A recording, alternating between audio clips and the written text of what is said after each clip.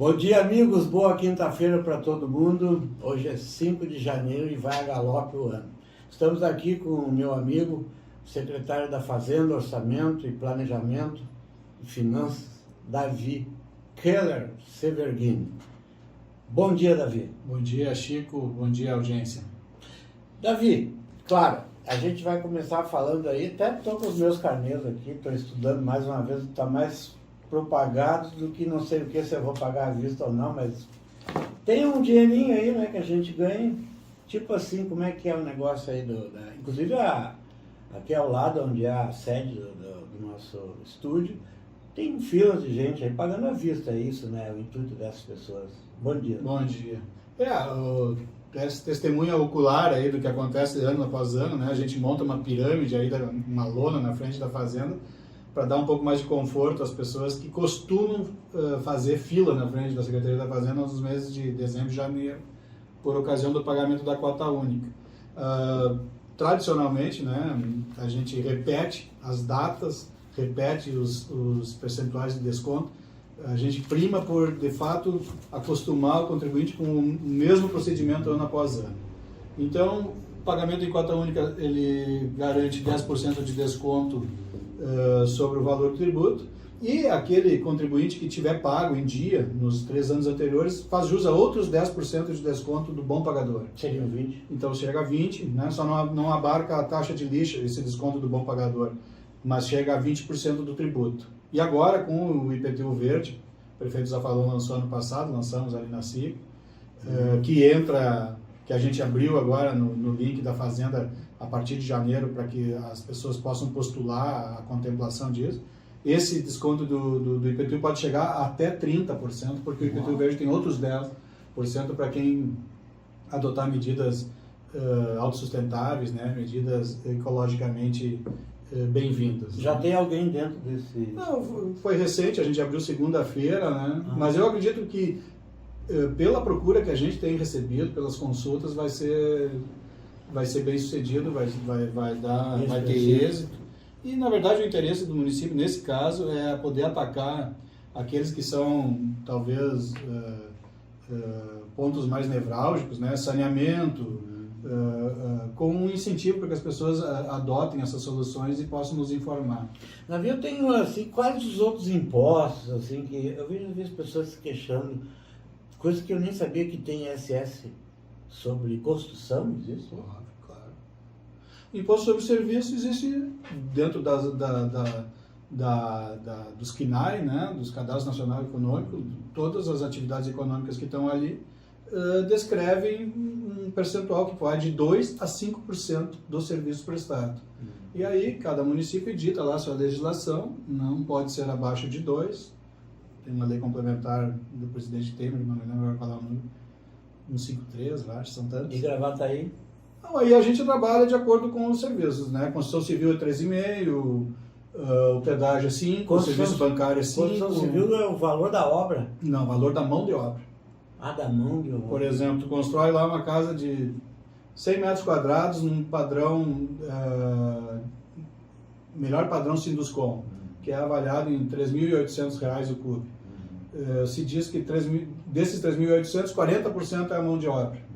O Sinduscom, mês a mês, ele atualiza a tabela, né, a planilha de custos de uma obra, aquilo que é material de construção civil e aquilo que a mão de obra está representando. Isso é pesquisa de mercado, né, é um dado real. E a gente se baseia aqui na Fazenda, temos um decreto, inclusive, que fixa desta maneira. Então, quando o contribuinte constrói e não recolhe o ISS mensalmente, quando ele não contrata uma empresa, ele faz por, né, contrata o serviço diretamente. No fim da obra. No fim da obra, ele vai pedir um habite lá no secretário Cláudio, lá na SMDUR, e a Secretaria de Desenvolvimento Urbano faz todo o procedimento para a concessão do habite, mas manda para a Fazenda dizer o seguinte: bom, vamos calcular o ISS dessa obra agora.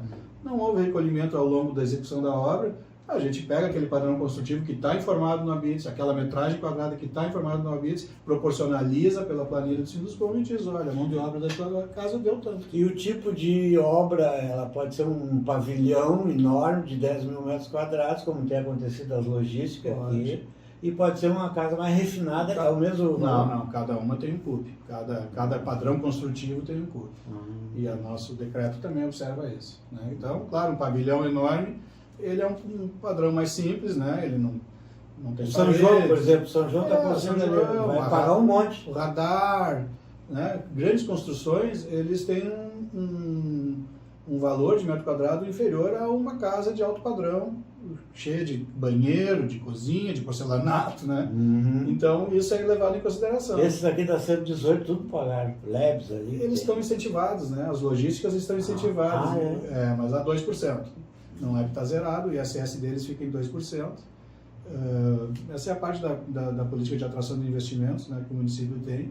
A São João não goza de incentivo, não pediu, né, bom que se diga. Sim, está recolhendo o ISS regularmente e é bom que se diga, já que tu deu o gancho, o ISS de construção civil tem sido um termômetro para nós de como essa atividade está pujante na cidade, né? A gente está enchendo os cofres.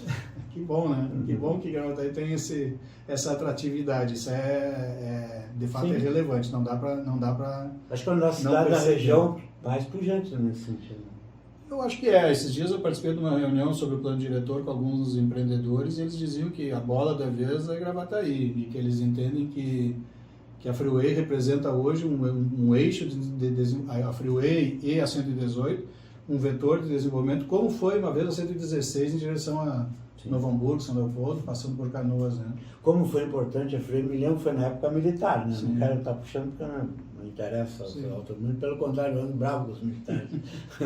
Mas como me lembro, eu era guri, foi a inauguração, se não me engano, foi Emílio Garrastazu Azul Médici, e dali para cá, Gravataí começou a desenvolver, veio o Distrito Industrial de Gravataí com Dorival Oliveira, que era prefeito, lembro bem, e hoje está essa cidade enorme, desenvolvida, incrível, né? E os problemas também, né, Davi? Mas qual é o outro imposto? Hoje eu estou com vontade de falar em imposto. Com vontade de pagar hoje? Não, pagar não, ninguém gosta de pagar imposto, né? O ISS, o ITBI, né? Que é a o ITBI é a venda do imóvel, não pode ser 3% do valor. É bem altinho. Comercial. É alto para aquele que, de fato, explora a atividade imobiliária, mas para aquele cara que compra um imóvel na vida, ele paga 3%. A rigor, e existem teses, né, sobre isso, seria preferível tributar o patrimônio e não tributar a atividade econômica. Né? Ou seja, seria preferível não cobrar ISS ou cobrar menos ISS, porque aí tu permite que se expanda a atividade, se gere emprego, né? E essas pessoas que estão empregadas adquirem patrimônio e aí tu tributa o patrimônio. Né? Mas hoje a pessoa que vai construir uma coisa aqui em Gravataí, cada cidade tem a sua lei, né? Vai construir assim, ele paga o ITBI quando ele vai vender, né? Quando ele compra, quem paga é o adquirente. Sim, mas aí o proprietário do imóvel, por exemplo, ele paga o corretor. Então são 3% de uma coisa, 6% da outra, mas...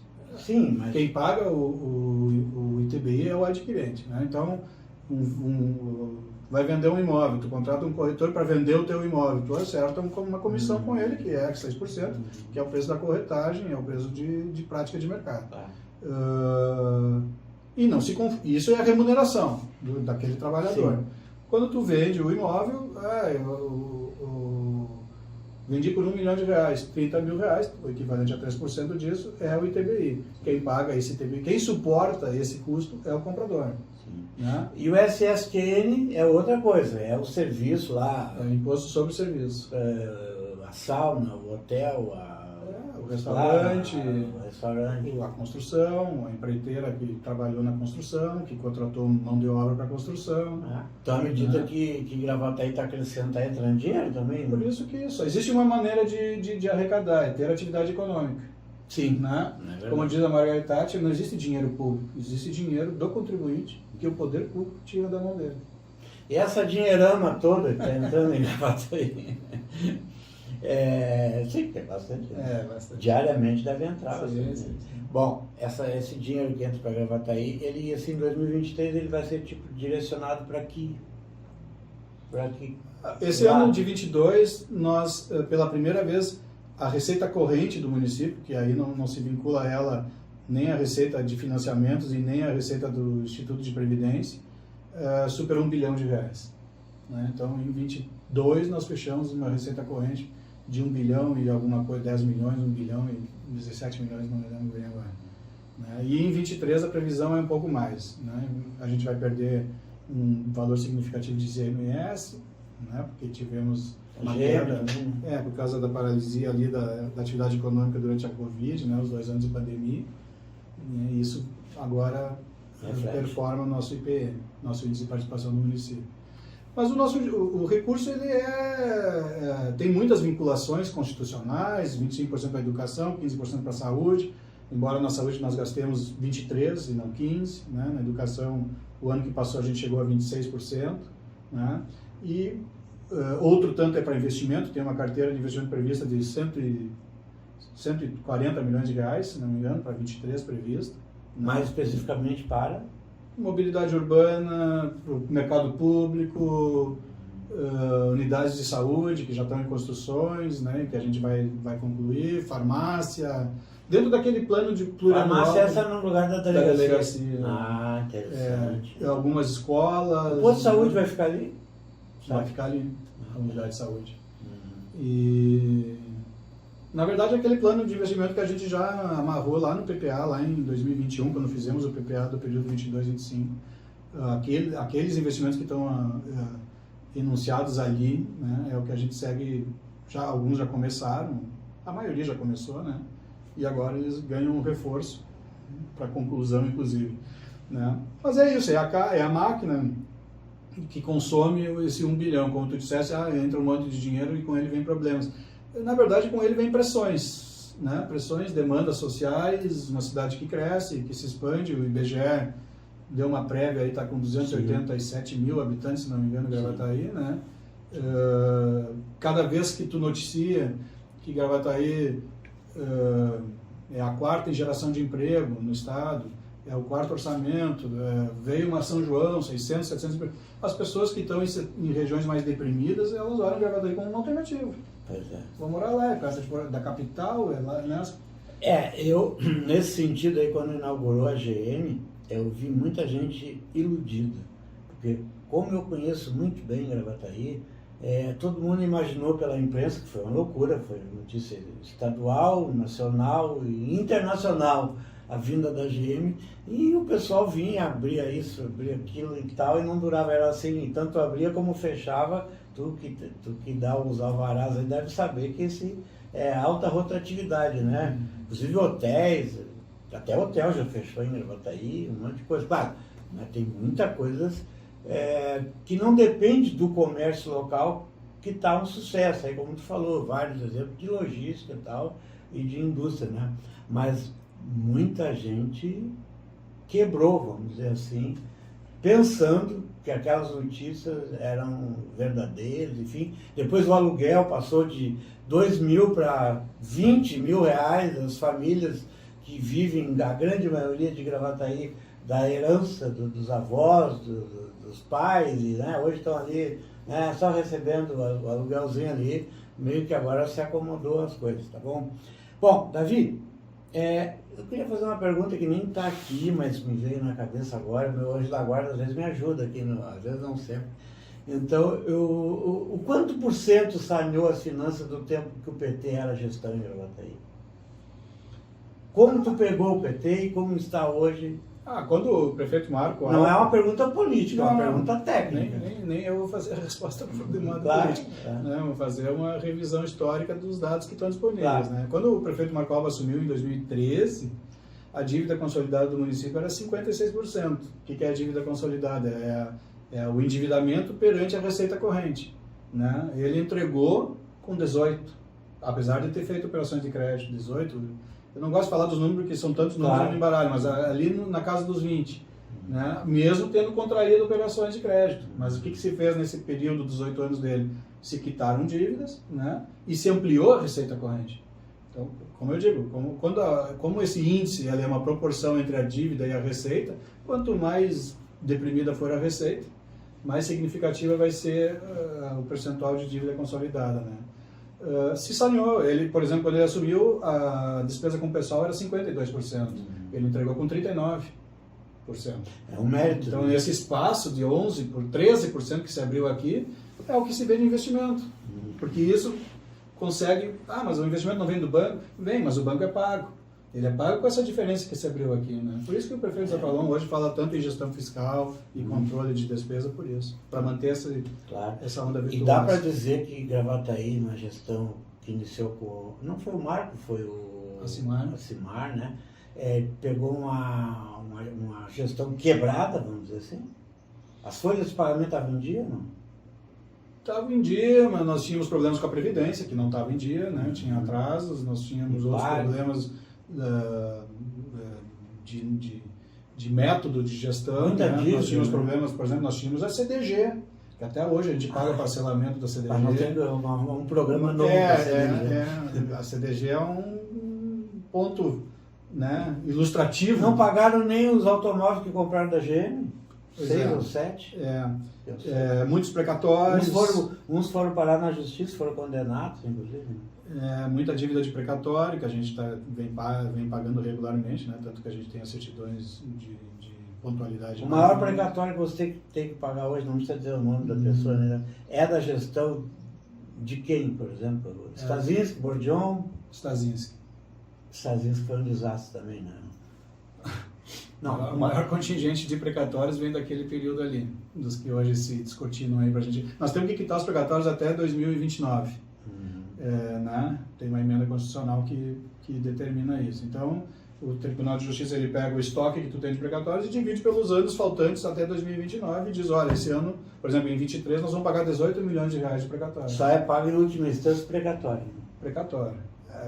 As dívidas judiciais, elas têm que se tornar precatório até por uma prevenção ao direito de quem já está lá inscrito, que está na ordem cronológica, né? A gente vai pagando de acordo com a ordem, né? Então, assim, eu sempre digo, e aqui, embora vá soar como política, mas não é um reparo político, eu sempre digo que o governo do Marco foi um governo de salvação. Acimar, Marcos, Afalon. Você compararia com o Bolsonaro?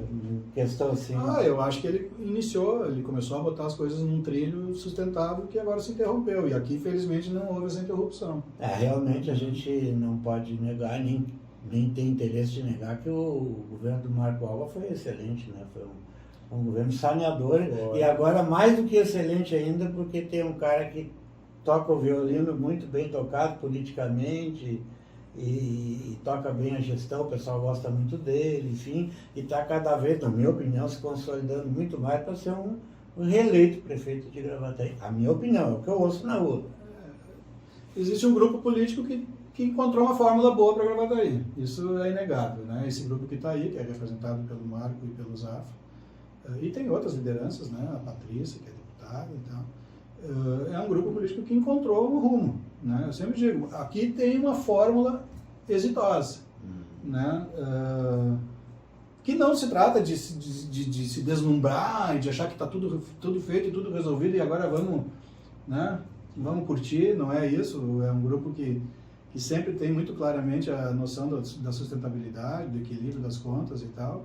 E é por isso que a gente segue trabalhando, por exemplo, essa questão do IPTU com liturgia, né? Assim, com uma solenidade, é importante para nós, é um tributo importante. Nossa estratégia de investimento, ela é atrelada ao IPTU, ao desempenho de arrecadação de IPTU. Se, por exemplo, nós tivéssemos tido uma frustração esse ano, bom, eu já, de certa maneira, iria sugerir ao governo que revisse sua estratégia de investimento também, né? Mas o ICMS caiu. Bom, o ICMS, ele é exógeno, né? Sim. Agora, ano que vem, ele sobe. Davi, tá bom, estou satisfeito. Obrigado, consegui falar até em política com o homem, tal, que não é muito dado a esse tipo de diálogo, né, Davi? Bom, o programa de hoje foi excelente, maravilhoso, e a gente volta sexta-feira, amanhã, sexta-feira, se Deus quiser. Até lá.